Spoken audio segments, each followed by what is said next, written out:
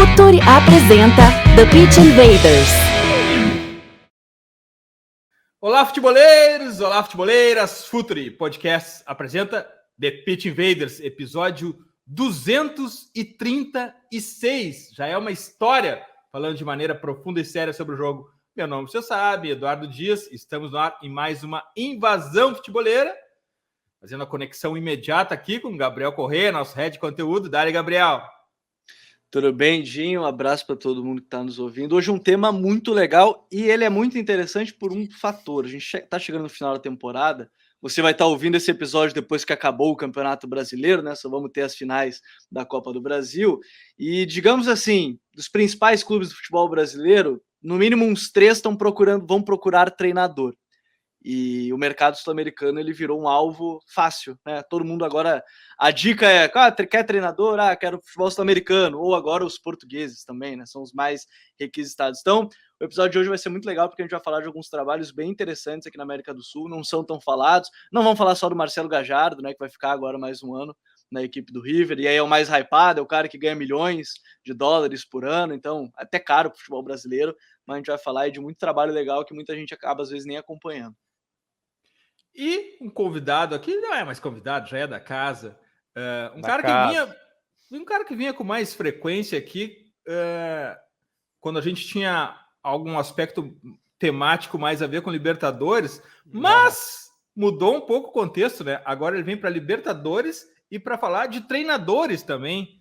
Isso com muita propriedade. Lúcio Silveira, nosso especialista em futebol sudaca. Bem-vindo de volta, Lúcio. Tudo bem, Edinho? Grande abraço, um abraço para o Gabriel, sempre um prazer estar aqui com vocês, fantástico mesmo, encerrar a temporada com chave de ouro.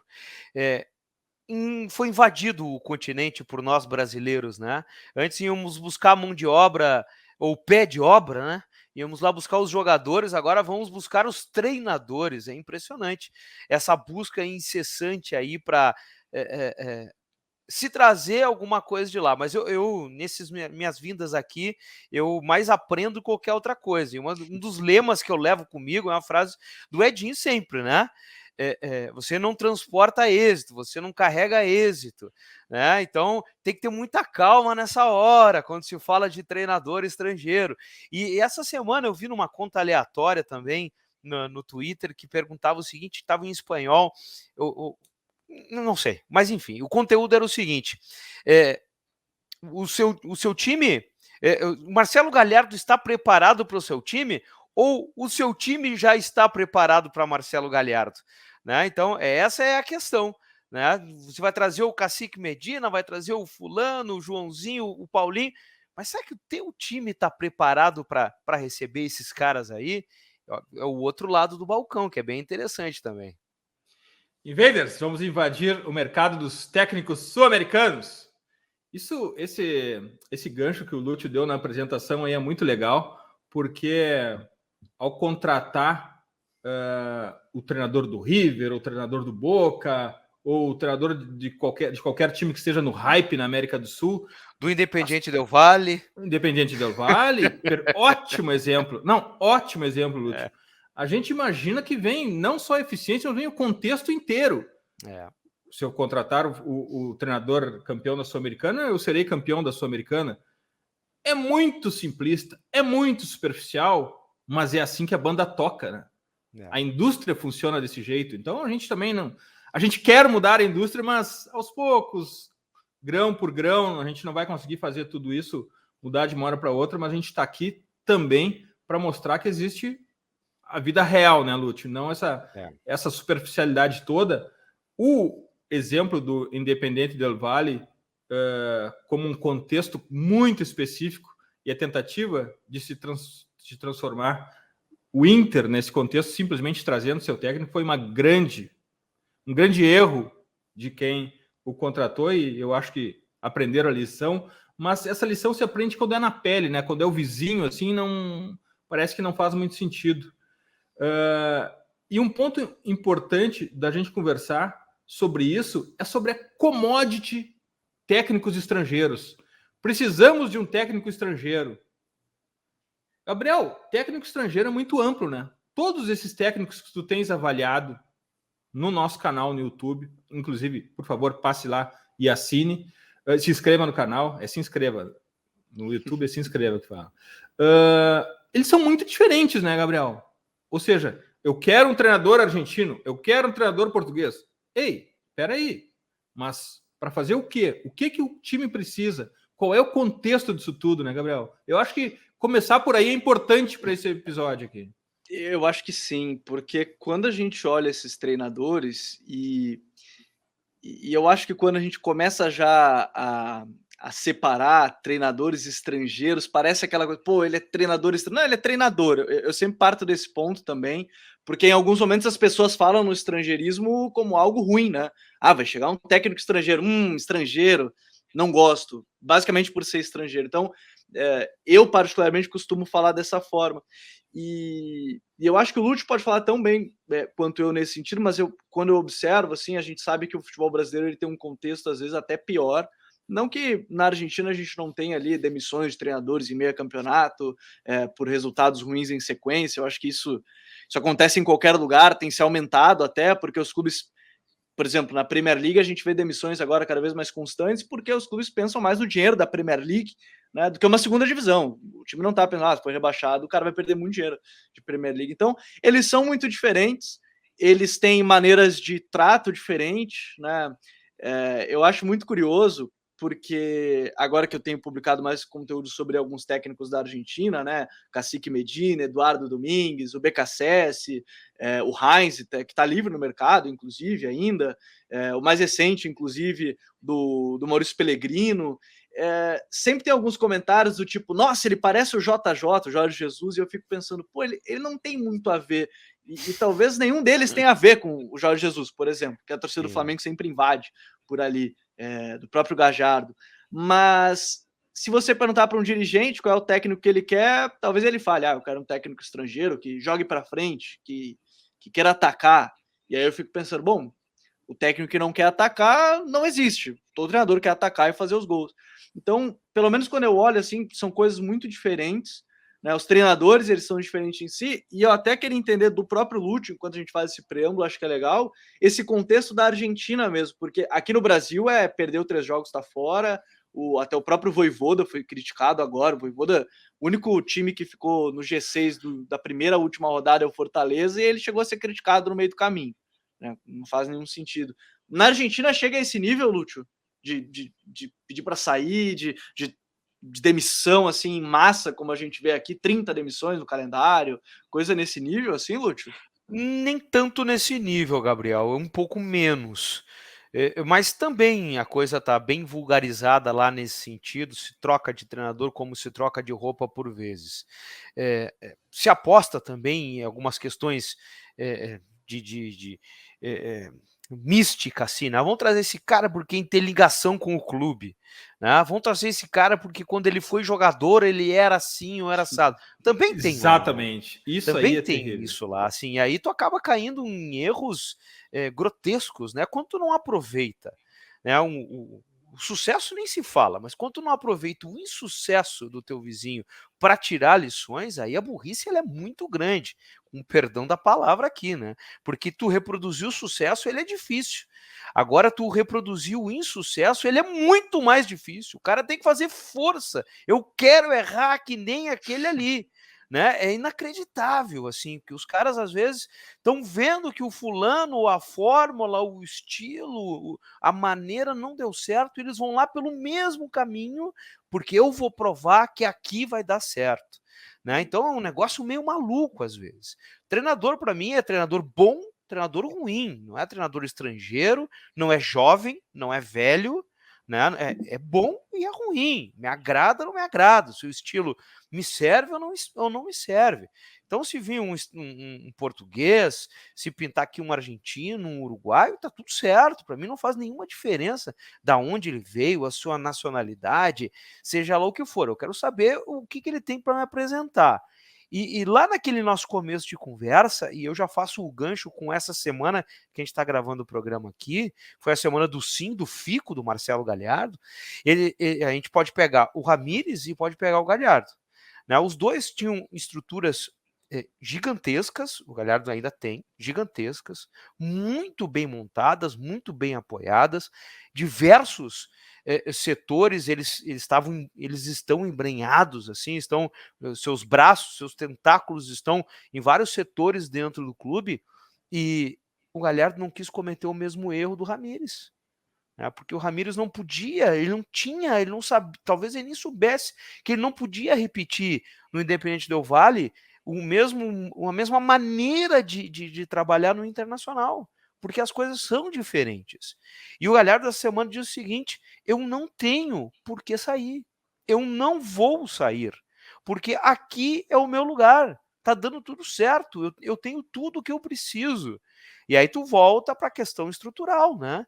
A ligação que ele tem com o clube, mais de 40 pessoas dentro de uma comissão técnica, daí para fora, em diversos setores. Um dos maiores personagens hoje da comissão técnica do River não é mais nem o Marcelo Galhardo, é o Biscay, o seu auxiliar, que muitos dizem, se ele sair, bota o auxiliar, que vai seguir, né? E a Sandra Rossi, que trabalha com a psicologia. Então é isso. Então não tem como vou trazer o Galhardo aqui, vou jogar ele no Flamengo, que é uma máquina de moer. Empata com bom sucesso, vai lá no... E que tem a sombra ainda do Jesus, né? Que a gente comentou, tem a sombra do Jorge Jesus ali no fundinho, vai lá no Olaria e faz um clássico Fla-Flu sábado de noite para 15 mil pessoas no Maracanã, perde para o Fluminense. Burro. Quer dizer, é complicado, é preciso ter muita calma nessa hora. E aí sim, eu acho que depois de feita essa leitura, tu vai partir para os pormenores, que não são menores, na verdade, mas como o cara joga, como ele se comporta, o que ele vai querer, né, o que ele vai trazer, o que ele pode realmente nos entregar. Mas se tu não tem um clube pronto, desde o princípio, desde as suas primeiras instâncias até o produto final, que é a beira do campo nos 90 minutos, tu pode trazer, cara, o falecido Rinus Michel, que não vai adiantar. Sabe que em 2019 eu estava em Buenos Aires no dia do clássico Boca e River pela Libertadores. E eu estava no hotel do Boca. E, cara, o mundo do futebol sul-americano estava no bar do hotel naquele dia. Imagino. E é muito legal. É uma experiência que eu queria que todos passassem, porque é incrível, assim, conversar com os agentes, dirigentes de futebol. E eu estava conversando com o assessor do principal agente de treinadores da Argentina, talvez o único. E eu estava conversando com ele e ele me falando sobre um clube que estava buscando treinador argentino lá. E eu perguntei para ele, qual é a característica do treinador que eles buscam? Cara, a única exigência deles é que seja ex-jogador. A única exigência é que ele seja ex-jogador. Sendo ex-jogador, depois se avalia o que for, mas tem que ser ex-jogador de futebol. E é assim que as decisões são tomadas, incrivelmente e superficial. Mas entrando em nomes, começar pelo Gabriel aqui. Gabriel, o que tu nessa tua pesquisa para os vídeos do Futre, para o teu trabalho, tu tem visto assim de hype, quem são os treinadores do hype sul-americano agora, que o mercado brasileiro, que seria interessante para os clubes brasileiros darem uma observada? Se eu me basear nas pesquisas... E não precisa ser só ex-jogador, tá? se eu me basear nas pesquisas do próprio canal, hoje o mais hypado se tornou o Eduardo Domingues, né, o técnico do Colón. E eu acho que tem alguns fatores para isso, né? O primeiro, ele foi sondado pelo Corinthians no início do ano. Então, assim, e aí a gente pega o momento atual, o Corinthians está naquele grande 8 ou 80 que virou a avaliação do trabalho do Silvinho, o que é um absurdo, ao meu ponto de vista. Não estou nem falando do trabalho em si, mas como se tornou um grande debate na rede social, que é ou o cara é incrível ou ele é muito ruim. A gente não consegue definir que ele tem coisas boas e tem coisas ruins. Então, a torcida Gabriel, do Corinthians... Lembrando que estamos gravando antes da rodada final do Campeonato Brasileiro. Exato. Então, quando for ao ar, na sexta-feira, dia 10 de dezembro, ao meio-dia, tudo talvez pode nem seja ele mais o técnico. Exato. Talvez não seja nem ele o técnico. Então, assim, a torcida do Corinthians invadiu muito esse vídeo, quando ele foi lançado, inclusive. pegando esse exemplo. E agora surgiu o interesse, né, segundo o pessoal de Santa Fé, né, do Internacional nele, e aí a torcida do Inter também invadiu. Então eu vejo ele um treinador muito, muito hypado nesse momento, e eu acho muito curioso, porque me parece que ele encaixaria nos dois elencos. Se eu fosse fazer uma análise, assim, eu acho que ele... Principalmente no Inter, eu vou ser bem sincero, assim, porque o Corinthians ainda tem algumas questões de... Eu acho que é um elenco que você olha o time titular e só 2 jogadores têm menos de 30 anos, e é um time muito experiente para sair marcando alto, forte, pressão, e é uma coisa que ele gosta muito, né? Eu costumo brincar com alguns amigos que ele é o Kudê 2.0, também é Eduardo, diga-se de passagem, né? Porque o time dele gosta de pressionar, joga sem pontas, né? Joga no losango na maioria das vezes, agora tá jogando com 3 zagueiros, mas me chama muita atenção porque ele virou o cara mais hypado, pelo menos observando o canal do Futre em si, devido a essas sondagens aqui no futebol brasileiro. E a minha grande dúvida em relação a ele, quando a gente observa, porque dentro de campo me parece um cara muito competente, porque o que ele fez com o Colón, né, foi campeão da Copa da Argentina, né, Lúcio? Copa da Liga. Isso, a Copa da Liga da Argentina. Naquele time que todo mundo pedia o Lapulga Rodrigues, inclusive. Todo time brasileiro queria o Lapulga Rodrigues no seu time, porque ele jogou muito. Fez um trabalho, assim, sólido nessa temporada também. A gente nem pode pedir muito, porque não é um elenco muito qualificado tecnicamente, se a gente para olhar. Mas quando a gente vê, me parece um treinador muito interessante. A minha questão sempre... E eu sempre bato na tecla, como é que é o relacionamento dele com os atletas, né? Porque assim, isso para mim é um ponto-chave. Não adianta o cara chegar aqui achando que vai mudar e mover montanhas se não conseguir se relacionar com o grupo, né? Isso aconteceu em vários momentos. O próprio Ramires, que a gente citou aqui, me pareceu bem claro que ele não soube se relacionar com o grupo do Inter, que era um grupo já mais experiente, né? Já estava aí há muito tempo, e nem estou julgando também aqui a qualidade do grupo em si, mas relacionamento de grupo.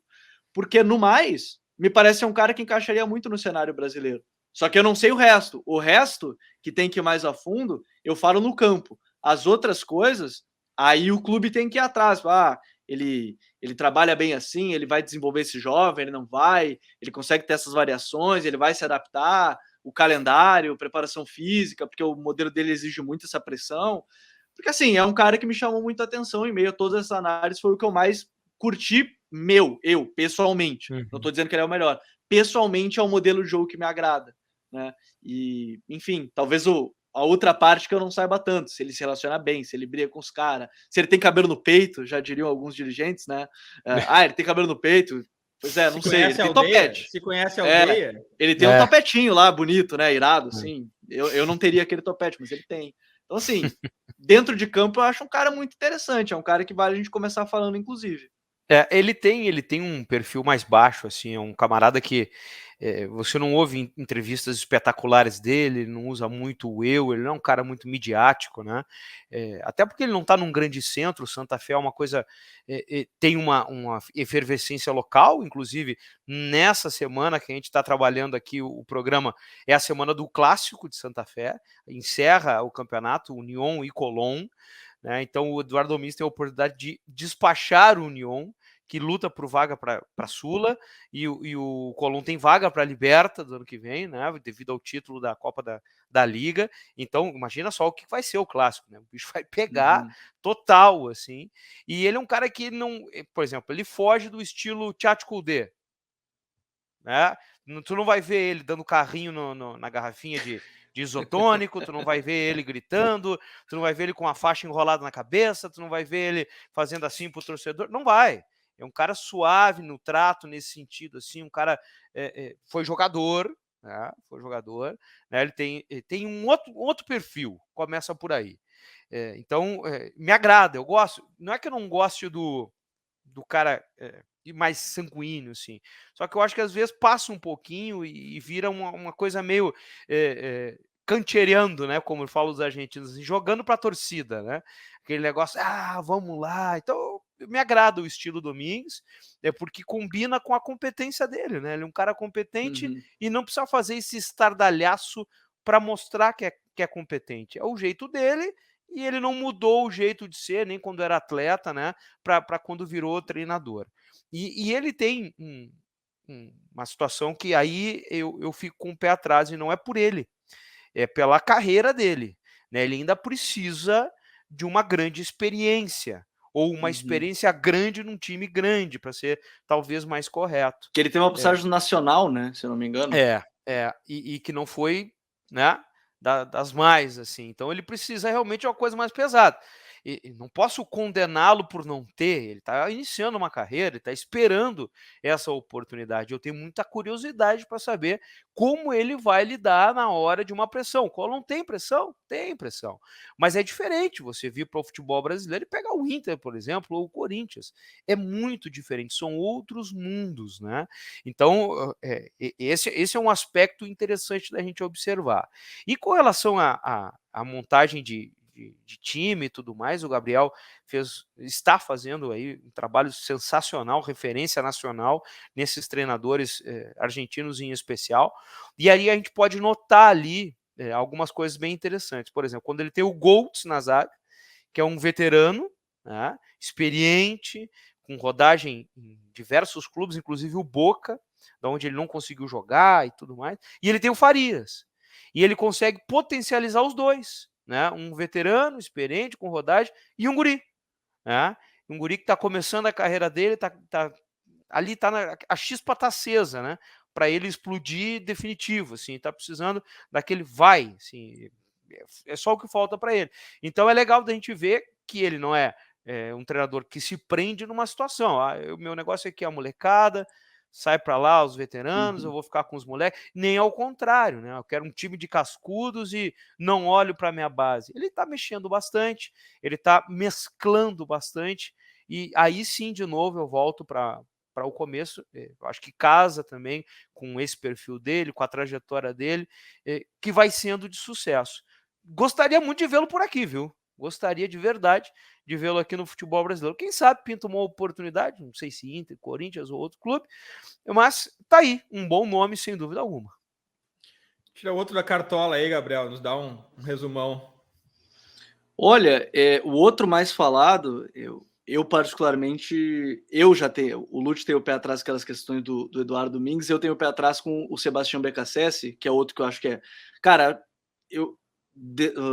vamos lá, 9 ou 11 de 10 torcedores sempre falam o nome do Becassese, acho que ele é um dos mais falados. Argentino e cabeludo desce em Porto Alegre com uma estátua já, ou na Arena ou no Beira-Rio. Não, e ele tem nunca vai ser vaiado. Ele tem um fator, ele é o sósia do Felipe Luiz também, né? Botem também. Lado a lado, ele é o sósia do Felipe Luiz. Eu não tinha me ligado, mas é parecido mesmo.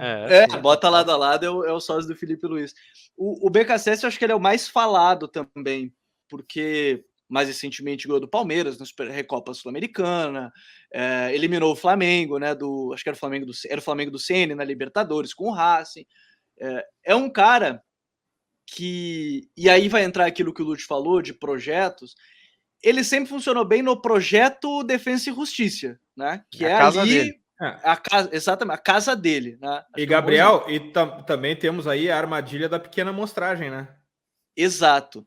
E aí, assim, no defensa sempre foi muito bem, porque para muito torcedor, o jogo posicional, né, porque ele é um adepto do jogo de posição, é um pupilo do Sampaoli, ele já é pupilo do Sampaoli, né, não é nem do Bielsa, ele é pupilo do Sampaoli, apesar de ter as raízes também do Bielsa, ele é um pupilo do Sampaoli, era auxiliar dele, inclusive, até próximo da Copa, né, se não me engano, até ali perto de 2018, pouco antes.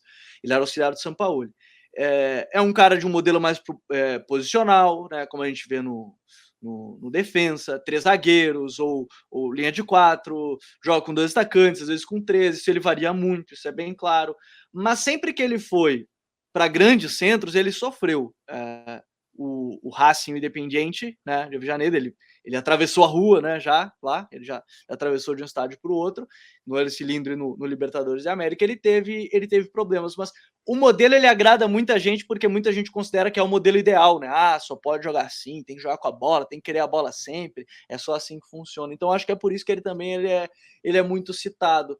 Mas eu não sei se na Argentina tem essa impressão, Lúcio, mas a minha impressão olhando do Brasil é que sempre que ele vai para um clube onde ele não tem o controle total, porque no Defensa ele tinha um controle maior, né, que é o projeto Defensa, sempre busca técnicos parecidos, o Roland, o próprio Becassese, ele rendia mais, mas quando ele chegou cenário mais caótico, assim, que eu acho que era mais o Independiente do que o Racing, não tenho certeza, mas acho, ele começou a sofrer, assim, e aí, de novo, o cenário brasileiro é o caos, né, por um cara como o BKSS que aparentemente não teve esses problemas, né?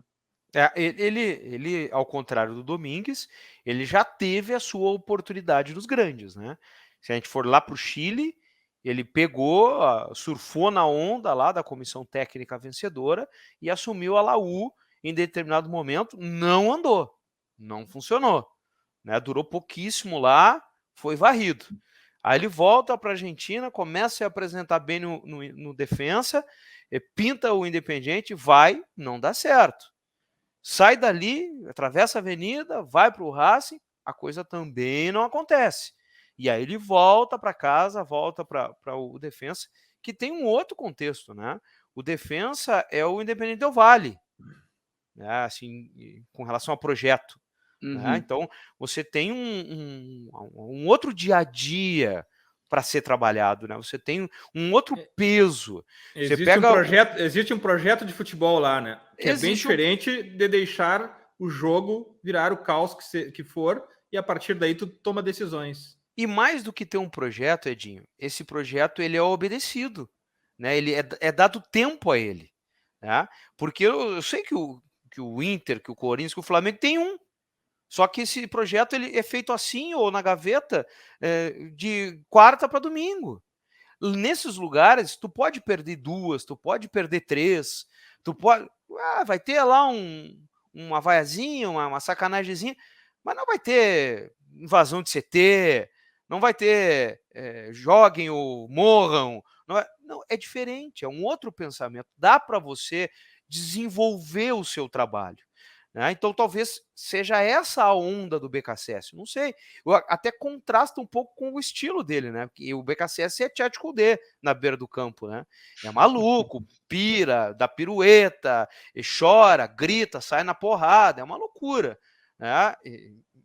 Contrasta com o trabalho que ele faz no Defensa, que é um clube de perfil baixo, né? Um troço mais calmo, mais suave, mais light. É até curioso funcionar tanto, né? E ele sendo tão oposto na beira do gramado. Exato. O Defensa é a cara do Roland, por exemplo, que trabalhou lá, que deu início a essa nova era do Defensa, que tem esse estilo, mais tiozão, no bom sentido da palavra, né? Um cara mais educado, mas também no quesito calma, assim que eu quero dizer, não é tão explosivo para finalizar essa parte aí. E o BKSS não, ele é isso aí. Então, ele já decepcionou. E na Argentina hoje, tem por parte da mídia um certo bloco com ele. Né? O BKSS foi e não deu. Ele é jovem, ele vai acabar recebendo novamente oportunidade num grande clube. Mas hoje não se fala nele, nem para Boca, nem para River, nem para São Lourenço, nem para Racing, nem para Independiente, que são considerados 5 grandes. Para vocês terem uma ideia, é um treinador que voltou para trás na fila, né? Que está lá refazendo o seu trabalho no Defensa. Eu confesso para vocês que eu não vejo muito ele aqui realmente no Brasil, a não ser que fosse um trabalho assim, fora do eixo, né? E com um projeto como tem o Fortaleza, como tem o Bragantino, né? Que está dando tempo nessa linha recente aos seus comandantes para trabalhar. Né? Então, talvez, mas chegar para pegar um grande do Rio, São Paulo, Minas e Rio Grande do Sul, hoje eu não vejo o BKSS. E eu falo isso, Dinho, porque assim, o nome dele é um vídeo que já tem até mais tempo no canal, e logo depois da demissão do Renato foi um dos que mais a torcida do Flamengo invadiu, e quero ver no Flamengo, é a cara do Flamengo. Aí teve eu sempre acho curioso, a régua, ela se tornou o Jorge Jesus, porque todos os vídeos de treinadores alguém fala que o modelo é parecido com o Jorge Jesus, e eu fico pensando, pô, gente, peraí, ele não é a régua, e eu não tô falando da qualidade de Jesus. E aí ele falou, pô, é parecido com o Jesus, e eu fico pensando, cara, ele é quase o oposto do Jorge Jesus. Só que ele joga para frente, as pessoas acham que é igual. Não, mas assim, ele é parecido com Jesus, ele ganha Libertadores e Campeonato Brasileiro. Isso. No final do dia é isso. No final do dia é o que querem, Lúcio, vamos pegar na tua sacolinha aí, na tua mochila, tira o nome de um treinador aí. Mais recente, apontado pelo Gabriel também, o Cacique Medina lá no Tadieres. É outro caso, né, de projeto. É outro caso de projeto. E observem que a gente está fugindo dos grandes, né? Nós não citamos treinador aqui do São Lourenço, do Racing, do Independente, porque são máquinas de moer. E não dá, às vezes, nem tempo de você fazer a real O último avaliação. do São Lourenço que veio para cá não deu muito certo, foi o da Bove também, né? É isso, às vezes não dá nem tempo de você fazer a real avaliação do trabalho do cara.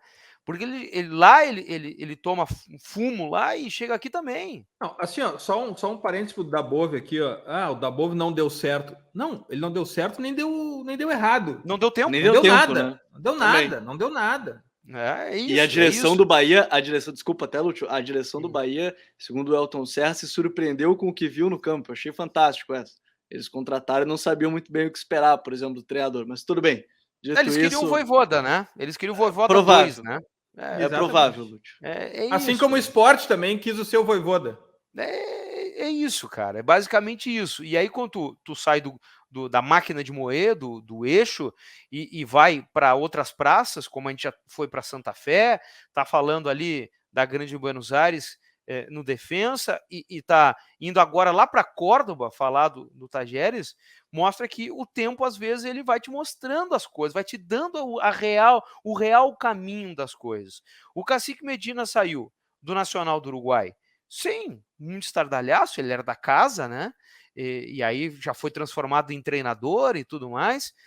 Foi amigo do Marcelo Galhardo e tudo, dos tempos de atleta. E depois foi comandado pelo Galhardo lá no próprio Nacional.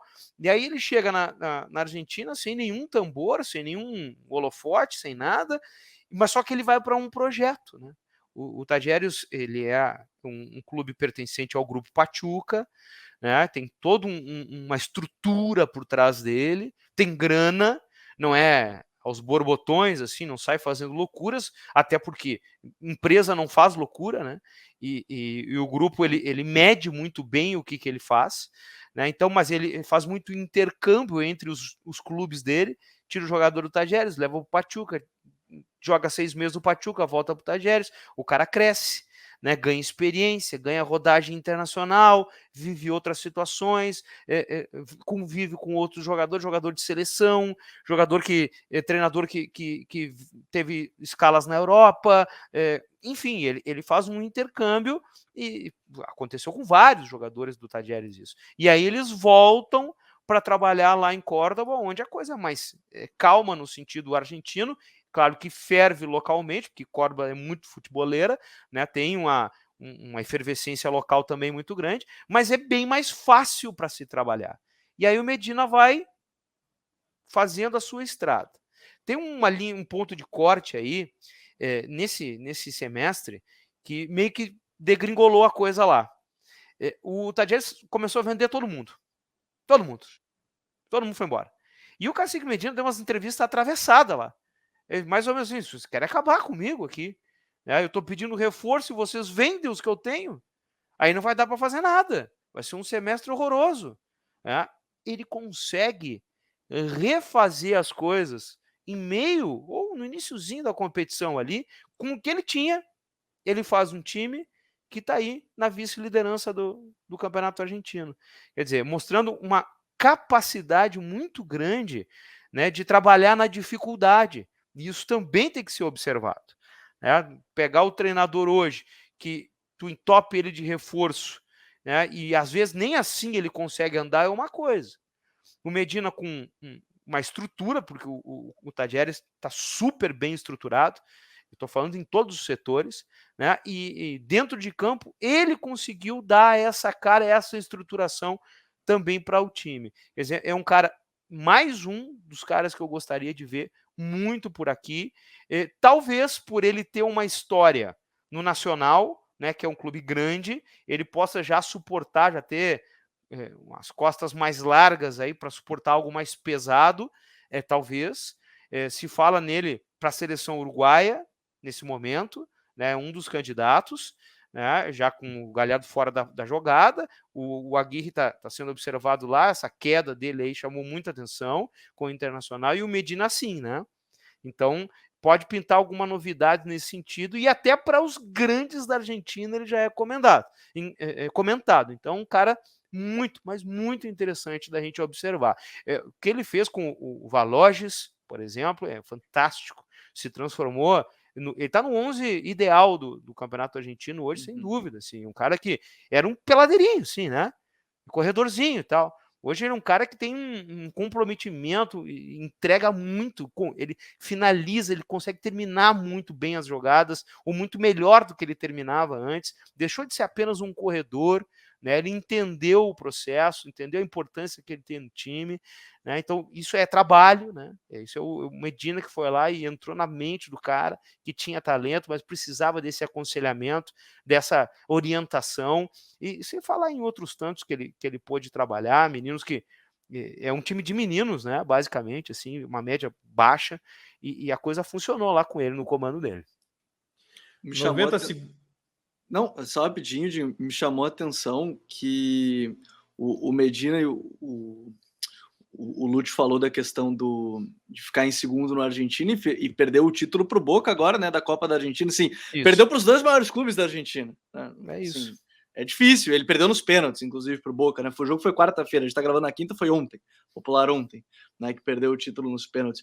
E ele é um cara que a minha impressão tá, quando vem para o Brasil, se ele viesse para o Brasil, no caso, ele ia ser um cara que muita gente fala, mas o modelo de jogo é reativo, o tal do reativo. Ia ser engraçado. Porque, assim, tu olha o modelo de jogo dele, assim, é algo... Eu não gosto de usar esse termo, mas, assim, é algo teoricamente simples, entre aspas, muito entre aspas, simples. Porque ele assim, é um time que defende muito bem, defende às vezes até com uma linha bem alta, inclusive, joga em transição muito forte, o Valois, que o Lúcio citou, pô, o cara tá jogando muito de fato. Ele arrasta, né? Fisicamente muito bem, entra na área, faz gol, enfim. Mas é um jogo simples. Para muita gente vai ser considerado simples.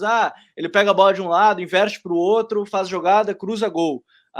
Lançamento longo, 9 domina, transição rápida. Muita gente vai chamar de jogo simples, né? E a gente sabe que não é assim que o mundo da bola gira, né? O jogo... o de simples não tem nada, mas ele é um cara que me chamou muita atenção também, porque tem muito time do Brasil que encaixaria com ele, porque simplesmente ele é um cara que se quer um time que vai defender vai defender bem e vai fazer uma transição muito rápida, pô, ele vai encaixar legal. Talvez se fosse precisar propor mais, talvez ele tenha um pouquinho mais de dificuldade, mas mesmo assim ele conseguia fazer isso com o Tajeres, porque chegou um momento que o Tajeres era o clube a ser observado. Só não dá sempre para contratar. Ele veio do Tajeres, é o novo Voivoda.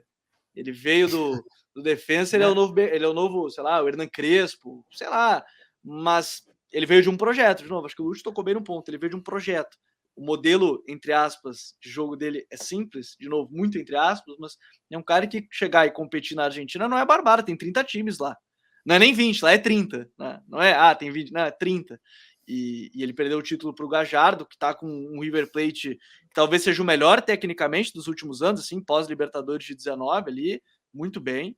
Me deu a impressão, acho que ele falou algo nesse sentido, que ele sentia que tinha como evoluir esse time ainda mais, né, com o Julian Álvares, enfim, o Simon ali, esses jogadores do River, e assim, o Cacique Medina é um cara que eu, de novo, acho que encaixaria legal, apesar de muita gente ter certeza que faria que ele diria que ele é um técnico reativo e de jogo feio, tá? É o nosso já clássico aqui, simples de analisar e difícil de enfrentar. Esse podcast está indo ao ar na sexta-feira, dia 10 de dezembro, um dia depois da última rodada. Está dada a largada para os clubes brasileiros procurarem por um Voivoda para chamar de seu. Espero que eles também tenham coragem de segurar depois de uma derrota de 4-0 do Clássico. Vamos para o nosso water break, 90 segundos. Preste atenção no recado e a gente já volta. Voltamos depois desse water break. Só um ponto aqui antes da gente entrar nos treinadores de novo. Para quem nos ouve, eu preciso ter a noção que eles virão também com os seus preparadores físicos e, em alguns casos, auxiliares, analistas. Não se vê mais o treinador sozinho. Até porque não existe treinamento sem estar conectado com a preparação física. O modelo de jogo e a preparação física são uma coisa só. Então não pensem que não traz o preparador físico, vem só ele. Não existe mais isso. o treinador e o preparador físico são indissociáveis hoje em dia. Então é importante a gente analisar isso, até por um ponto, acho importante a gente falar sobre isso, sobre um ponto, um contexto importante, Gabriel e Lúcio, que é a distância continental do Brasil, a falta de treinamento, a mais absoluta falta de tempo para treinar, e os estaduais, e é um contexto muito específico.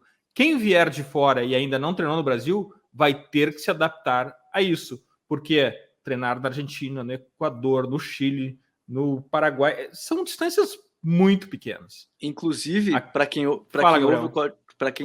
ouve o Código BR já sabe, o Coutinho trouxe uma informação muito legal durante o episódio, que algumas pessoas do Fortaleza comentaram com ele que, de fato, a comissão técnica do Vojvoda sentiu a questão da preparação física, e por isso também, óbvio que não foi só por isso, mas foi um fator, a queda de desempenho da equipe nesse segundo turno, porque, assim, ele treinou no Chile, né, e na Argentina, de principais, e o Chile nem precisa falar do tamanho, não são viagens tão longas, a Argentina também não são viagens tão longas, e diz que ele sentiu muito isso. Esse é um fator, e a gente comentava do Eduardo Domingues, que é um cara que gosta de pressionar muito, né, inclusive o adversário, e que é um fator, por exemplo, que quando começam, prefere Vojvoda ou o Eduardo Domingues? Me fizeram essa pergunta esses dias.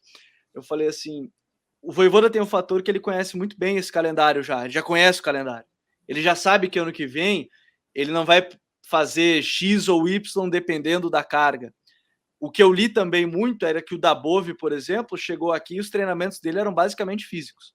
Era físico, e no jogo os jogadores eram isso. Físico e mais nada, né? Ficou um grande vazio até nesse sentido. Então, eu acho que esse fator que o Dinho tocou é um ponto importante. Alguns já saem na frente por conhecer o calendário daqui e outros talvez tenham que usar o estadual, mesmo que a pressão não permita utilizar o estadual para treinar. Mas é um fator bem preponderante, eu acho.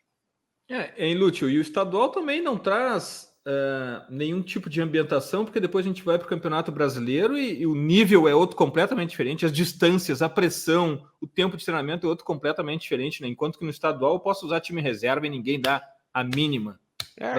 E aí você tem quarta-feira Caxias do Sul e domingo 11 da manhã Fortaleza, né, para jogar, né? E depois quarta-feira Chapecó. Aí que tu não consegue descer às vezes, né? Então aí tem que fazer um trecho de ônibus, quer dizer, são particularidades de um campeonato que é tecnicamente talvez o mais forte aqui do continente, uma das ligas mais competitivas e que tem ainda essa questão continental aí, né, do nosso território, que acaba pesando muito para um camarada que está acostumado a trabalhar na Grande Buenos Aires, né?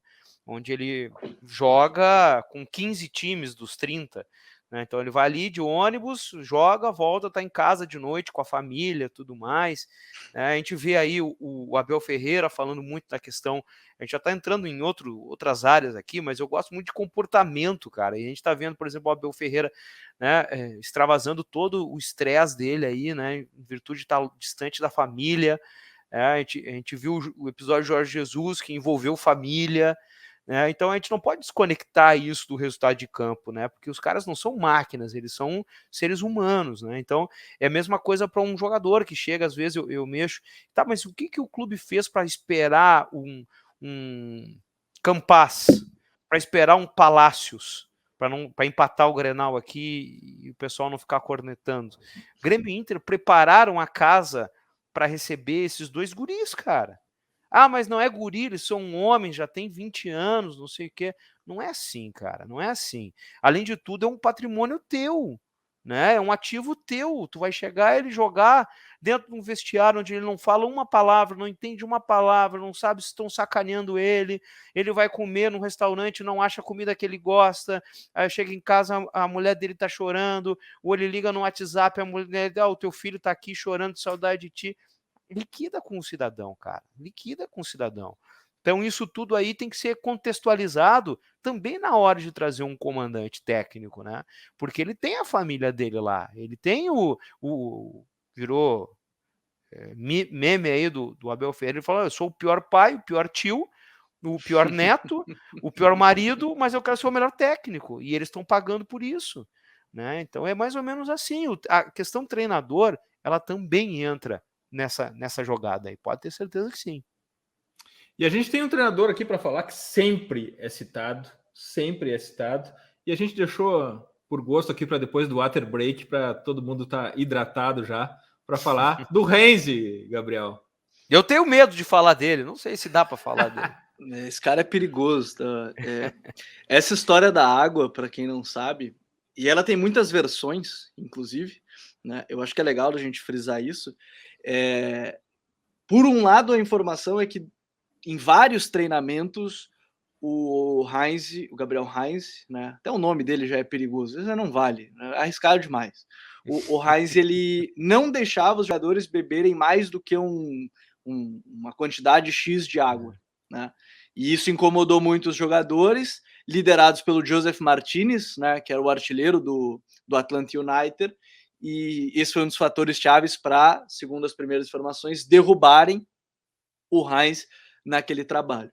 Por outro lado, acho que foi uma semana depois dessa notícia, surgiram algumas fontes do clube dizendo que ele só fez um teste em um treinamento quanto a isso, né? Que ele fez um treinamento para testar, ver se ia funcionar, e os jogadores não gostaram e ele já voltou atrás, tá, não vou fazer. Porque segundo ele queria testar, porque no jogo você não tem água o tempo inteiro, né? Ele queria fazer esse teste, os jogadores iam suportar. Mas quando a gente olha para o Heinze, a gente vê um cara que é o popular workaholic, né? Aquele maluco do trabalho. Um cara ele que, é um obcecado. A gente percebe assim que ele é bem obcecado. E eu vou dizer, isso me chama muita atenção, porque talvez, prestem atenção que eu não estou falando que ele faz errado, mas eu acho que isso não daria certo em vários contextos, assim, aqui. Porque eu tenho a impressão que quando o cara quer muito trabalhar, que nem um maluco, e tem, eu já ouvi história de treinador que foi demitido porque ele queria botar todo mundo para trabalhar, já ouvi, é sério, de clube de Série A, do Campeonato Brasileiro, que eu fiquei assim, pô, então talvez em algum momento alguém fosse querer, não, mas não dá, esse cara tá querendo mandar demais, ou dominar o clube, ou tá aqui dentro todo o tempo. Porque dentro de campo as equipes dele, eu particularmente gostava. E ele é um cara muito bielcista, né? E eu já tive mais raízes bielcistas no jeito que eu gosto de ver futebol, eu, Gabriel. Mas depois de um certo ponto, eu acho que às vezes, em algum momento, ficou muito romantizado e ficou pouco competitivo. Mas o Heinze conseguia fazer essas coisas, né? O próprio Vélez dele era muito interessante, né? Era muito legal porque ele é bem bielcista, que em vários momentos jogava num 3-3-3-1. Bem Sampaoli também fazendo isso. 3 zagueiros, 3 meio-campistas, 3 meias e mais um atacante, né? Mais um centroavante. E eu tenho a impressão que aqui, pouco tempo de treino, viagens meio malucas, ele não ia conseguir entrar a fundo nessas ideias assim dele. Mas, de fato, é um cara que é muito trabalhador. Eu gostei muito do trabalho dele no Vélez. No Atlanta tem essas várias versões de relacionamento de grupo que me faz ter um pé atrás quanto a isso. Mas é um cara que, assim, eu acho que pode vir no Brasil? Poderia. Tá livre no mercado, inclusive, né? Desde que saiu do Atlanta, tá livre no mercado. Mas eu também acho que ele é um cara, o Lúcio pode falar melhor que eu do que isso, ele é um cara que aceitaria um projeto. Se um clube chegar para ele e oferecer, pode vir treinar meu time aqui, nossa ideia é isso e deu, eu tenho a impressão que ele só ia falar obrigado, graças e deu. Não ia aceitar uma proposta dessa. Um pouco antes do Lúcio aqui, ele é um cara obcecado, ele chega às 7 da manhã no clube, ele sai às 10 da noite do clube, ele tem o controle de absolutamente tudo. Seria muito difícil lidar com dirigentes políticos / torcedores voluntários aqui no futebol brasileiro. Ele não aceitaria nenhum tipo de intromissão, sugestão, ou mesmo se reportar alguém que não seja um profissional, sabe? É muito difícil. Imaginem, pensem nos dirigentes políticos dos clubes brasileiros, cada um que está ouvindo aqui sabe do seu clube. Pense o Heinze dando satisfação para essa figura comum no futebol brasileiro. É muito difícil, eu não acredito nisso, Lúcio. E eu acho que talvez o bloco maior, a dificuldade maior seria entrar nos vestiários mimados do futebol brasileiro. Porque ele tem essa pegada, dos tempos de atleta, esse transportou o estilo, né? Bem o estilo mesmo, que ele era pé na porta, butinado. Pô, e ele só pegou vestiário pesado, né, Lúcio? Manchester United, Real É. Madrid, é vestiário E pesado. ele se fazia reconhecer pelo seu estilo de dentro de campo, mas também na sua personalidade, e ele transportou isso para a carreira dele de treinador. Tem diversas histórias dele, muitas certamente folclore só, não confere com a verdade, mas tem dele recolher os PlayStation no Vélez, dele recolher os celulares no Vélez, dele desligar as luzes tal hora para dormir na concentração, tá meio sargentão mesmo, assim, o homem era faca na bota, né, no começo do Vélez. Deu muita crise, mas o Vélez estava destroçado economicamente, estruturalmente, e aí os caras disseram, não, é tu, te vira, vai, faz o que tu quiser, né? E ele fez, botou abaixo tudo e fez tudo de novo lá no Vélez e deu muito certo, potencializou um sem número de jovens. O grande nome do projeto dele está saindo agora, né? Que é o Almada. O Almada. Foi o grande nome dele, né? Também. O Vélez vendeu muita gente, se recuperou economicamente, né? Por jogadores que já estavam ali, ele não fez nada, mas ele potencializou os guris, né? Fez com que a coisa acontecesse, né? Com jogadores que estavam ali meio atirados. O Vélez é historicamente um clube que deixa jogador embora sem... Parece que o Vélez não tem uma secretaria para cuidar os contratos, assim. Os caras vencem, os contratos vão embora. Chega, não, a semana que vem esse está fora, porque machucou, não, acabou o contrato. Sabe, um negócio meio absurdo, assim, meio amador total, assim, nesse sentido. E ele botou quente, chegou lá e disse, não, bota todo mundo no papel, vamos ver quem eu posso contar, quem eu não posso, já manda andar, eu vou trabalhar com os guris aqui, tal, aí trouxe mais um ou outro veterano para dar um molho ali e tal, e fez um belo trabalho. Ele foi para os Estados Unidos em busca de um projeto, né? Porque o Atlanta ele tinha isso no seu DNA, né? Com Tata Martino, com os caras, né? Buscando jovens aqui na América do Sul, levando para lá. Talvez esses jovens já não são mais tão jovens, né? Já criaram uma unha muito grande e tal, e não aceitaram o estilo Heinz, né? Talvez seja isso aí. E aí acabou que sobrou para ele. Você não ia eliminar todo mundo, né? E eliminar o treinador nesse caso. Eu não vejo ele aqui no futebol brasileiro também. Não vejo. Né? Até porque, Lúcio, ele também é um cara que até pela carreira dele, ele não está em busca de dinheiro nessa, né? Não é dinheiro que seduz ele, né? Não. Ele certamente, ele está atrás realmente de um lugar interessante para ele trabalhar, que ele possa colocar as ideias dele. E eu não sei acho que é um estilo que não combina muito com o nosso paternalismo aqui. Né? Não fecharia muito com os pedidos exóticos de alguns jogadores do futebol brasileiro, né, ultimamente. Né? Então, imagina o atleta pedindo para casar. Eu não vou poder treinar porque eu vou casar. O Reis ia dizer, tá bem, eu mando o teu reserva lá para casar, ele casa por ti e tu joga. Ia ser mais ou menos assim, cara. Não fecha, sabe? Tu não vê conexão, assim. Mas é um cara certamente muito interessante de tu ver de perto, assim, na entranha do clube ali, o que ele consegue fazer, porque no Vélez ele fez muito mesmo. A gente deixou por último aqui um cara com a letra Z. Zubeldia, Gabriel. Pô, o Zubeldia é legal de falar porque, assim, ele ficou 3 anos no Lanús, né? 3 anos. E também fez parte de um projeto de reestruturação muito interessante do clube, né? De utilizar jovens. Essa Sul-Americana, quem é aqui do Sul vai ter acompanhado mais de perto, porque ele foi adversário do Grêmio, na época ainda era o Thiago Nunes, exclusivo treinador. O time que enfrentou o Grêmio, a média de idade devia ser de 23 anos, no máximo. Era um time muito novo, né? Com muitos jovens. O De La Vega, jogador fantástico, por exemplo, que chama muita atenção. E eu acho que ele é um dos casos raros. A minha impressão, não sei se foi esse caso, mas ele parece ter saído mais. Ele não saiu brigado com o clube nem nada, ele encerrou um ciclo. Ele sentiu que ele encerrou um ciclo, né, no Lanús. E dos jogos que eu vi do Lanús, inclusive, pretendo trazer para o canal em breve, porque é um treinador de fato. Pretendo trazer aqui para o canal do YouTube em breve uma análise maior desse Lanús dele. É que era um time que o Popular jogava para frente, o Popular gostava de jogar, gostava de ter a bola, atacava com velocidade, atacava por dentro, por fora, tinha muita capacidade. E me parece, de novo, quando você pensa assim em clubes que precisam se reestruturar, ele me parece um cara que chama atenção, né? A primeira coisa, que trabalha muito com o jovem, e mesmo assim ele tinha o Pepe Sandi, né? O eterno Pepe Sandi, que a gente deve estar gravando, ele vai para o seu 90º clube da vida, em algum momento da carreira, com seus 40 anos, artilheiro. Então, também me parece que ele transita bem na necessidade de utilizar um cara mais experiente. Mas me chamou muita atenção isso. Ele não foi um cara que brigou com o clube, saiu porque foi mal. Não, ele saiu porque ele acha que encerrou um ciclo.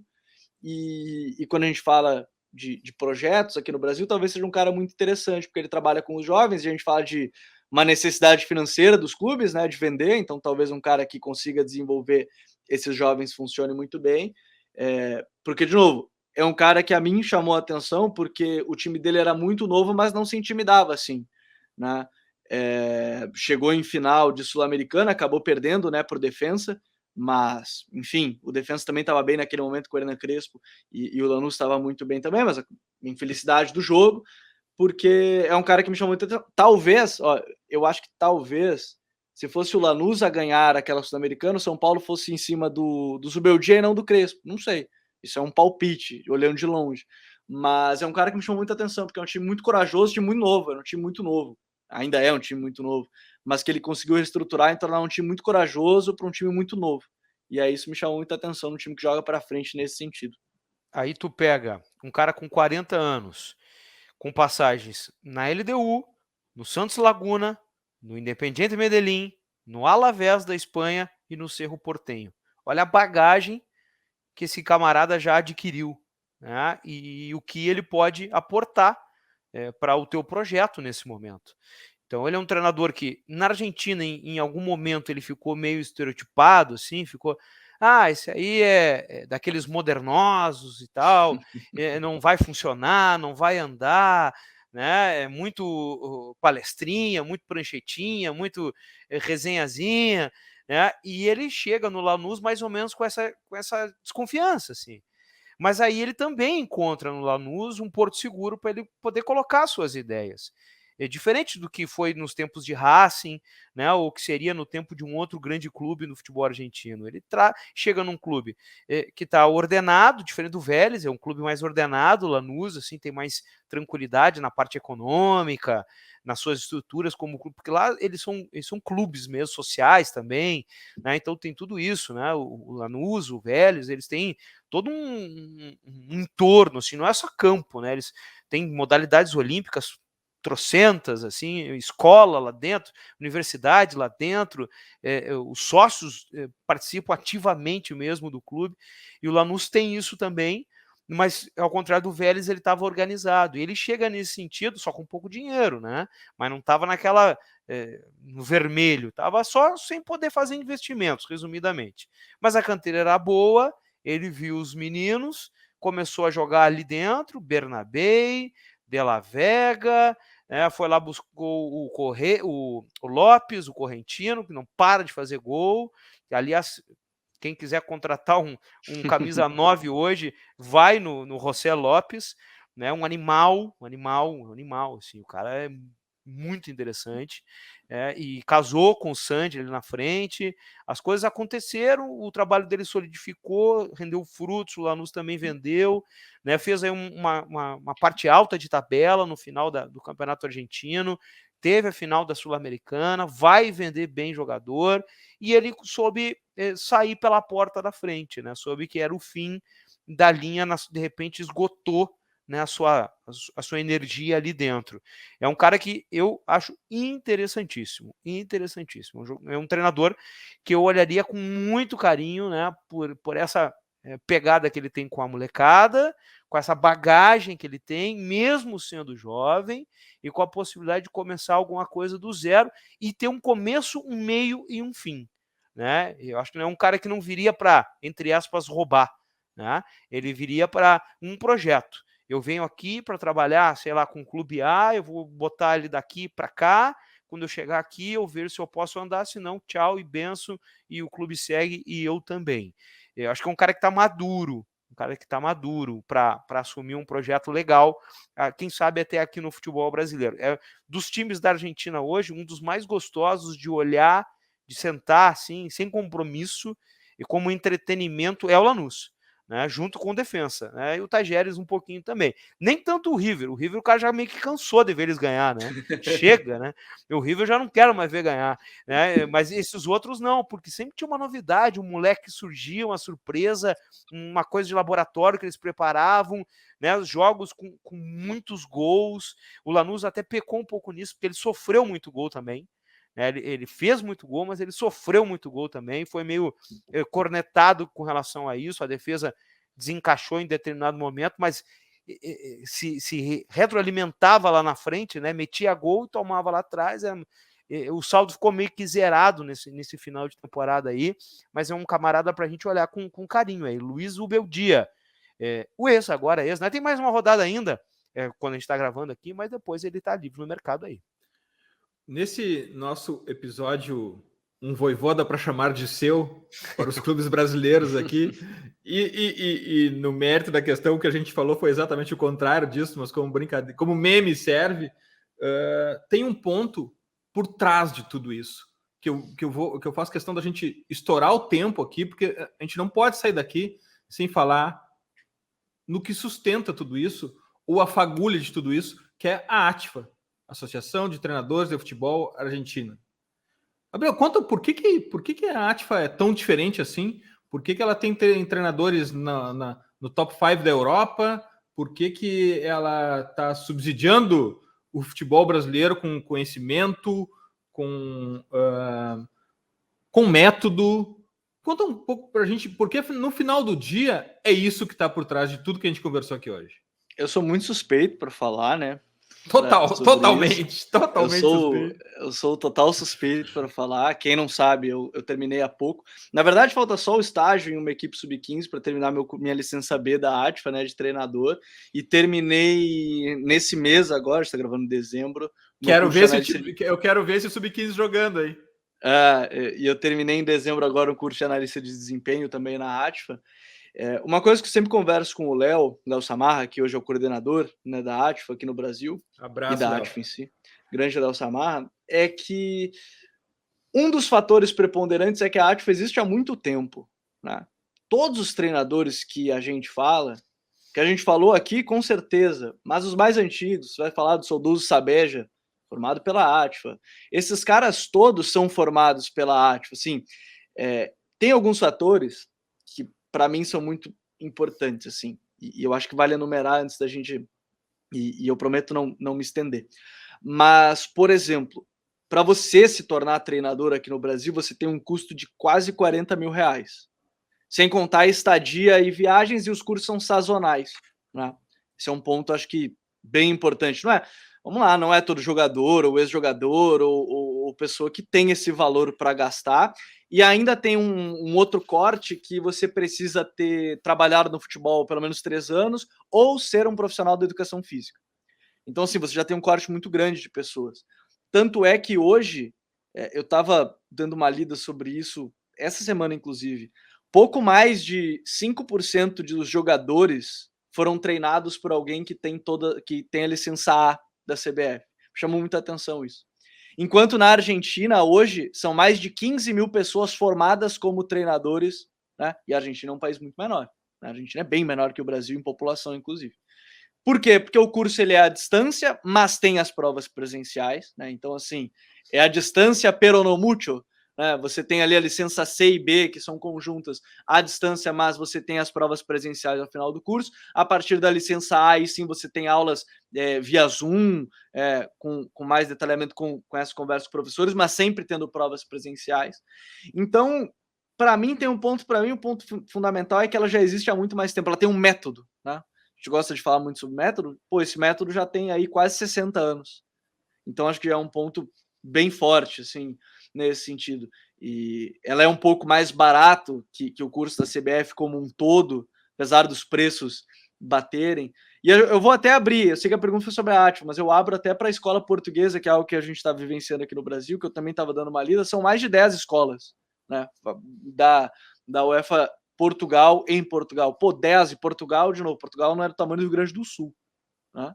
Então, de novo, talvez seja o tamanho de Santa Catarina, né? Mais ou menos, assim, de olho no Atlas, que eu não sou o melhor, mas de olho no Atlas é mais ou menos isso. Então, o foco sempre foi esse aprendizado.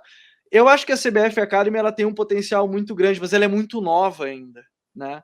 Esse método talvez ele esteja sendo desenvolvido ainda na formação dos treinadores por aqui. Pode ser que entre aquilo que o Lúcio falou em vários momentos, da questão paternalismo com muitas pessoas, muitos jogadores. Aí a gente vai entrar no debate da educação, né? Como é feita a educação de maneira geral. Mas eu digo assim, para quem fez o curso, eu acho que a ATFA me mostrou que ela tem um método muito bem definido e ela está focada em formar essas pessoas, esses treinadores. Pô, são mais de 15 mil, né? Então é muita gente que é formado, né, Edinho? Em que momento, Lúcio? Em que momento, queria perguntar para o Gabriel, em que momento você separa os menotistas dos bilardistas no último ano só? Eu acho que sim, viu? Eu acho que vai dar uma grande briga, provavelmente isso. E uma Agora coisa tem que os cholistas, tem os galhardistas, não terminou. Vai abrir esse leque. Eu quero demarcar território aqui dizendo que eu vou para a turma dos bilardistas, viu? Eu vou deixar em aberto aqui um tema que é muito legal. Eu achei que tu ia dizer para que lado tu ia e tu trocou. Não, eu vou ficar em cima do muro, vou brigar aqui com todos. Uma coisa que é legal e que eu aprendi muito no curso, porque assim, em um ano que eu fiz a licença C e B, talvez em 3 meses a gente falou de tática, porque o futebol é muito mais do que isso, fala de treinamento, fala de fisiologia, fala de muita coisa. Mas é muito legal, porque todos esses treinadores argentinos que a gente citou aqui, todos eles têm uma característica em comum, muitos deles, para não dizer todos, porque não são todos, utilizam 2 atacantes. E é algo que aqui no Brasil se perdeu em um certo momento com o 4-2-3-1, o 4-3-3, mas não, lá não. Eles ensinam muito o 4-3-3, mas eles ensinam muito o 4-3-1-2, o 4-1-3-2, e a dupla de ataque é algo muito argentino, muito sul-americano, não vou dizer que é algo argentino, é muito sul-americano, né, brasileiro, mas sul-americano também. Então, River Plate agora, do Gallardo, 2 atacantes, o Julián Álvares e o Brian Romero, é fantástico de ver os dois. Talvez não escalassem aqui, né? E o louco disso é na Copa de... qual é a Copa do Bielsa? 2002 ou 2006? 2002. Que ele vai com Crespo e Batistuta. Que ele muda para a Copa. E ali foi talvez a grande... Dá completamente errado, né? E dá completamente errado. Mas é muito curioso, assim, porque o estudo também mostra isso, que é bem cultural também. Eles tentam não fugir dessa raiz argentina do jogo, né? Então é muito legal, é um debate para outros momentos, a gente chamar o Léo aqui para conversar sobre isso. É legal a gente fazer um TP sobre a ATFA. A cultura argentina do jogo é muito legal. E, enfim, eu tenho um pouco desse... Agora, depois de tanto estudar isso, tem um pouco desse sangue, e eu acho que eu não consigo mais fugir de um esquema de losango. Por isso que eu falei que gostava tanto do Eduardo Domingues, eu não consigo gostar. Cara, eu gosto muito agora do esquema com 2 atacantes, losango, 4-1-3-2, e, enfim, é muito legal. Contaminado. Eu fico meio contaminado por isso. Eu não conheço os detalhes da escola, já li bastante sobre, mas sempre do lado de fora do portão, nunca do lado de dentro. Quem sabe um dia eu me animo. E também não é aqui, não quero generalizar, mas me parece que o sucesso da escola argentina está pelos seus alunos, né? Nem tanto pelo método. Não ter vergonha de querer aprender, também. Não ter vergonha de estudar, não ter vergonha de ir buscar o conhecimento, deixar a boleiragem para trás, e não é especificamente para nenhum personagem do futebol brasileiro que eu estou falando, é geral, não generalizando, porque eu sei que também tem muita gente aqui, brasileiros, ex-jogadores ou interessados no futebol, que vão buscar a fundo os detalhes, as minúcias, querem aprender mesmo de verdade. Mas é verdade também que tem uma parcela bem significativa que acha que não precisa. E a proporção, aí sim, a proporção ela é brutal de jogadores argentinos que durante a própria carreira já estão estudando com relação aos brasileiros, né? Aqui talvez tenha, a gente não encha 2 mãos. Ótimo em atividade, ponto. Ótimo ponto. Em atividade, jogando bola no Campeonato Brasileiro Série A, talvez não tenha 10 cursando alguma coisa ligada ao futebol. Na Argentina, tu vai encontrar talvez 10 em cada clube, porque eles estão fazendo alguma coisa. Eles estão trabalhando em algo ligado ao futebol. Não pode no seu curso para treinador específico, mas para alguma coisa do entorno. E falar muito, talvez, do que seja o sucesso da escola, né? Porque o camarada ele chega predisposto, né? Em Lúcio, agora muito comum também os diretores desportivos, né? Sim, total. Que é total. outra carga de conhecimento, ensinamento e habilidades, skills que precisa ter. Que tu não é só o campo que te dá, né? O campo te dá uma Exatamente. experiência maravilhosa, mas tu precisa agregar conhecimento no fora de campo também. A gente tem inúmeros casos aqui de caras que foram fantásticos no campo e sucumbiram como diretores ou treinadores, né? O contrário também é verdadeiro, o cara que era caneludo e acabou dando certo na Ou que nem era nada. Ou que não era nada. Enfim. Mas da Argentina especificamente me parece isso, porque seguido eu vejo reportagem. Qual a tua ideia? Não, faz 2 anos que eu fiz o curso de treinador. O cara tá jogando ainda, sabe? Ele já fez. Sabe? Aqui no Brasil, que eu lembro de cabeça, que eu sei que era o Felipe Luiz estava fazendo, que eu sei. Que vem de uma outra cultura, né? Vem de uma outra cultura. O Rafinha estava fazendo, ele foi tirar uma Também. foto dele também, né? O do Grêmio, que, Também. enfim, cultura Bayer, né? O Guardiola deve ter entrado na mente do rapaz isso, também, cara, ou enfim, ele pode ter tido essa ideia. Que eu lembro de cabeça, acho que o Maicon estava fazendo, mas dos que eu sei, né? Assim, mais de perto, mas é legal de ver. O D'Alessandro fez, né? Enquanto estava no Grêmio, estava terminando. Fez, que E traz, para que ficar traz de olho, tá? dele, né? Não é dica, mas é para ficar de olho. O Mascherano deve assumir a seleção sub-20, né, da Argentina. Foi mais um que terminou quando estava fazendo. Quando ele estava no Barcelona, ele terminou o curso de treinador. E agora tá lá com a saída do Peckerman e do fugiu o nome agora do treinador da seleção sub-20 da Argentina. Ele deve comandar o aí a seleção Fernando sub-20 Batista. Agora. Isso, Fernando Batista. E o Mascherano deve assumir o Jefecito, deve assumir o sub-20 e o sub-17. E aí ganha, Edinho, ganha a escola, né? Ganha a escola, um alimenta o outro e joga para cima. Bom, hoje foi uma versão long play aqui do TPI. Já temos, por enquanto, mais de 1 hora, mas a gente tem que ir imediatamente para as dicas futeboleiras. E a minha dica futeboleira dessa semana é caseira, é um jabazão que eu admito, é aqui do Futuri, mas é uma dica que eu deixo com muita sinceridade. O melhor conteúdo sobre futebol inglês está no God Save the Game, com a host, Michelle Silva, todo o time que ela reúne lá. Eu acho um podcast incrível, que me dá muita satisfação em ouvir. God Save the Game, podcast do Futuri sobre futebol inglês, é a minha dica futeboleira da semana. Meus parabéns para todo o time do God Save the Game. Tu me deu uma ideia aí, mas deixa para outra hora esse negócio de podcast. Tá bom, ok. Falamos mais tarde em off. Gabriel Correia, tua dica futeboleira. Pô, a gente falou tanto de treinador argentino que eu vou ter que vender o meu peixe aqui no canal. Para quem tá ouvindo direto no YouTube, é para ficar aqui, né? Porque eu prometo que eu vou deixar a playlist separadinha dos treinadores. Praticamente todos que a gente falou aqui, eu tenho um vídeo. Como a gente conversou, para quem tá ouvindo, às vezes fica ruim de visualizar no campo. Mas, como nos vídeos a gente tem visualizado dentro de campo, que eu queria propor da ideia desses técnicos, eu vou deixar aqui a nossa playlist sobre técnicos argentinos.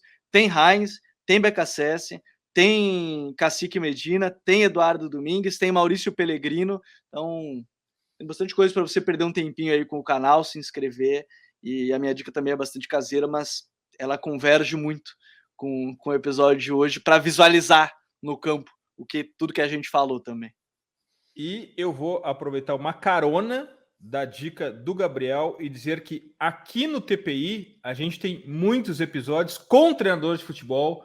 Temos Paulo Pesolano, Diego Aguirre, Antônio Oliveira, deixa eu ver quem mais que eu acho aqui. Alex, por que não? Nosso Alex Cabeção. Exatamente, Alex. Arthur Elias, do Corinthians Feminino. Tem também o homem que é tri, né? Tri paulista, tri brasileiro e tri da Libertadores. Gerson Testoni, que treinava o Brusque quando a gente conversou com ele. E um episódio que me marcou muito, porque chegou na hora da gente conversar. O que tu acha das 5 substituições?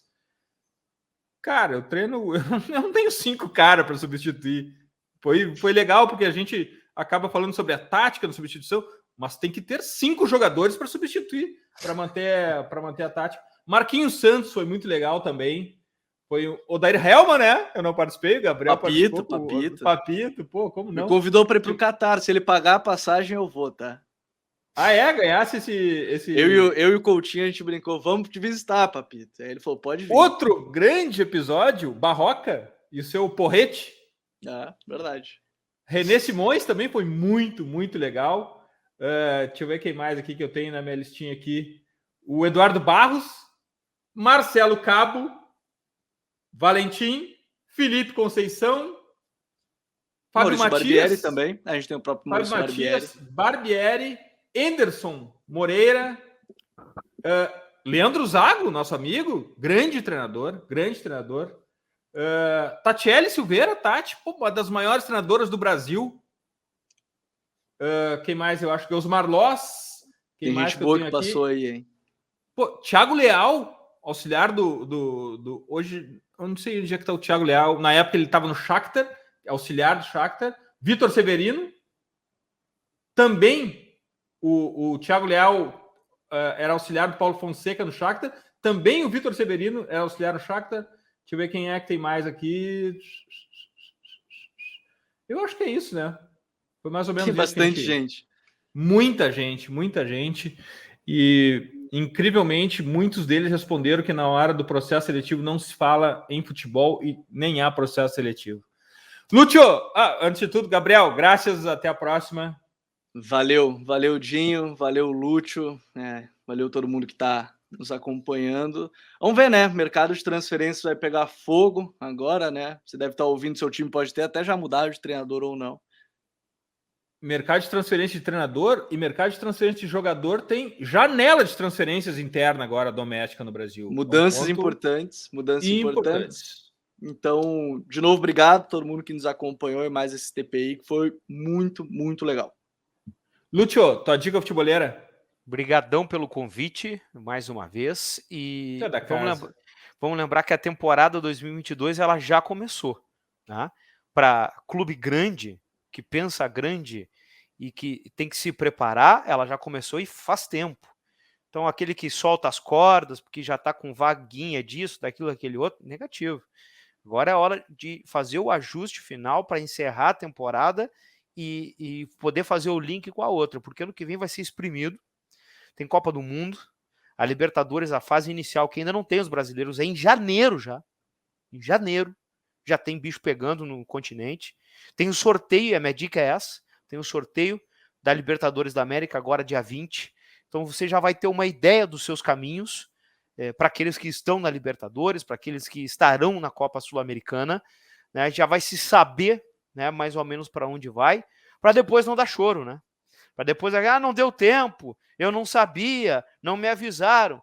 Tá aqui, já era para estar. Você já tinha que estar se preparando antes. Se não fez, já tem gente que está te roubando espaço e tempo aí. Vai à luta. Então, você diretor, você treinador, você jogador, saiba que a temporada 2022 ela já começou. O mercado não está aberto oficialmente, mas a temporada, sim, ela já começou. Para quem pensa grande e quer grande. Dia 20, o sorteio é a minha dica futebolera aí. Sorteio que provavelmente seja nos canais Disney, né, Lúcio? Sim. E eu também vou aproveitar essa tua dica futebolera conectando com o que você estava conversando antes, que o streaming deles está muito legal, porque tem muito futebol sul-americano, é isso, né? Também, a Star Plus agora, né, tá passando tudo quanto é campo. Compraram agora, né, os direitos dos campeonatos sul-americanos, uruguaio, argentino, se não me engano, equatoriano, enfim, colombiano, peruano, acho também. São 5 ou 6. Ou seja, inclusive quem comenta não tem mais como dizer que não viu tal jogo, como não viu tal time, tá ali. Agora tá ali. Mas sempre vai ter alguém que vai dizer que não viu. Tá bom, durmam com essa. Eles querem me derrubar, botando essas imagens e tudo. Eu ficava aqui catando coisa aqui, trazendo conteúdo, e agora os caras têm ao vivo, eles querem acabar com o meu ganha-pão aqui. Mas a tua análise é fundamental para a gente ter esse contexto todo da América do Sul. Graças, Lúcio. Volte sempre. Um abraço. A gente conversa melhor sobre algumas coisas aí. Valeu! Futeboleiros, nós somos o Futuri e temos um convite para vocês. Pense o jogo. Abraço e até a próxima invasão, The Pitch Invaders. Futuri apresentou The Pitch Invaders.